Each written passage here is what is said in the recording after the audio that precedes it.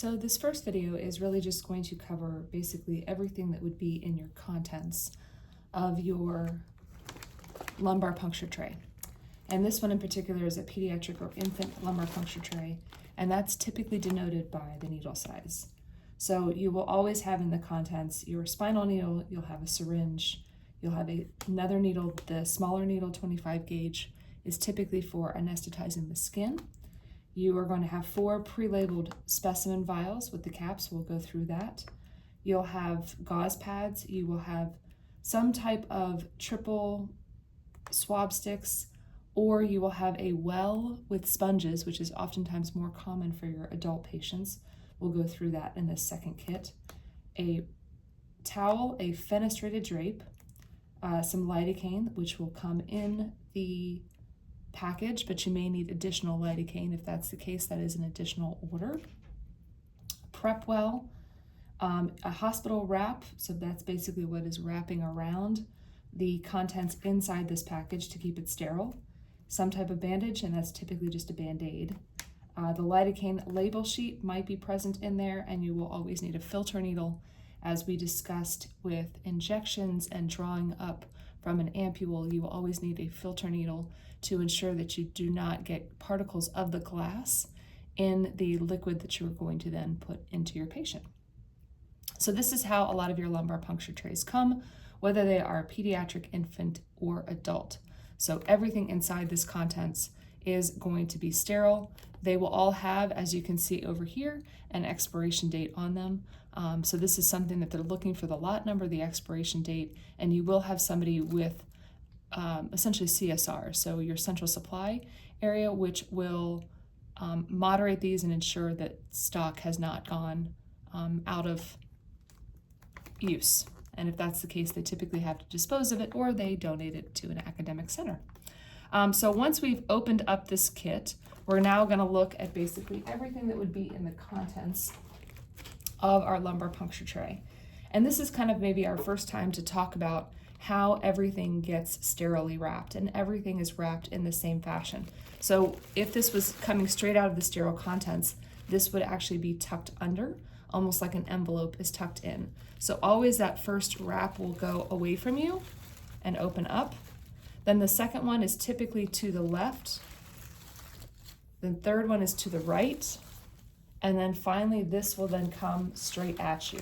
And if you open it in this manner and kind of pull all of your openings to the side, then everything inside remains sterile.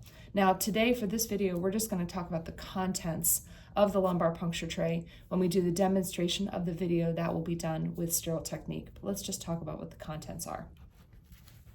So we do have typically a regular towel as well as a fenestrated drape that are going to come in. And oftentimes your fenestrated drapes actually come with a little bit of a tape adhesive so that you can stick that to your patient. Your non-fenestrated drape is simply to extend your sterile field.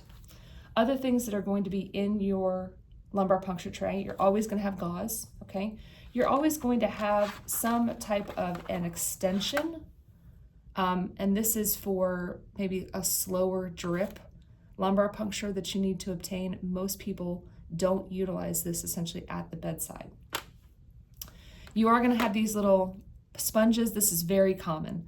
Oftentimes they do not come with sterile betadine packaged into the lumbar puncture tray because some people are allergic to betadine, right? That's another thing that we cover with regard to allergies.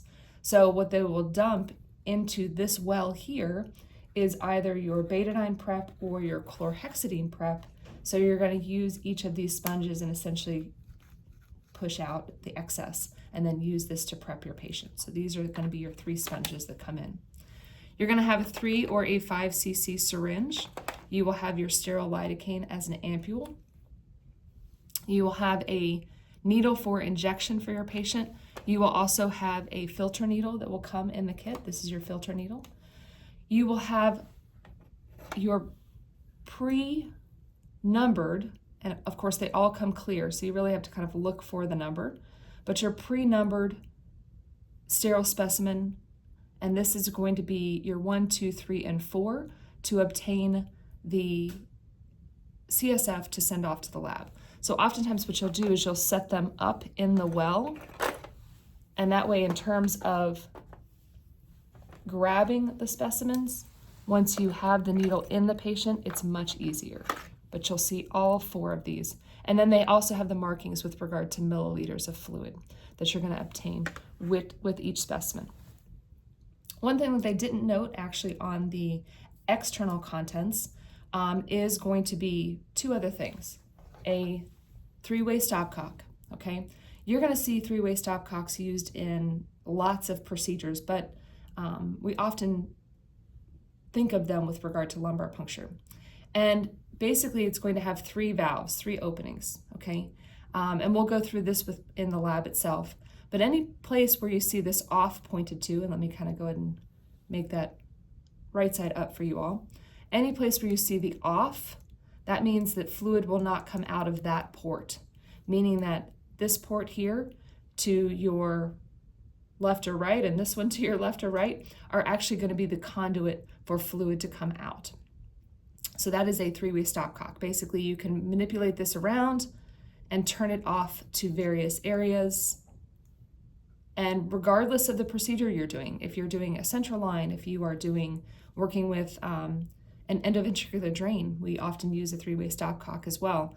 They all work the same way, but we typically think of them with regard to lumbar punctures. The other thing that they did not mention on the external contents is a 2-piece manometer, okay?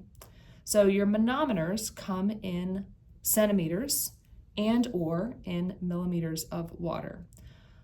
Oftentimes we like to think of this with regard to centimeters because we start to measure when we're looking at our intracranial pressure. We're going to measure that based on our blood pressure, what our mean arterial pressure is, and we're going to do those calculations and try to figure out what the intracranial pressure and the cerebral perfusion pressure is. So most often, centimeters of water becomes more appropriate for these patients. But this is going to be 2 pieces. So this is the lower piece because it's going to start right here at 3 centimeters, and then that is going to attach into, just having to make sure that you're getting your numbers correct here, this part here. You attach these together. That then becomes the entirety of your manometer, going all the way up to about 55 centimeters of water. So that also comes in your contents.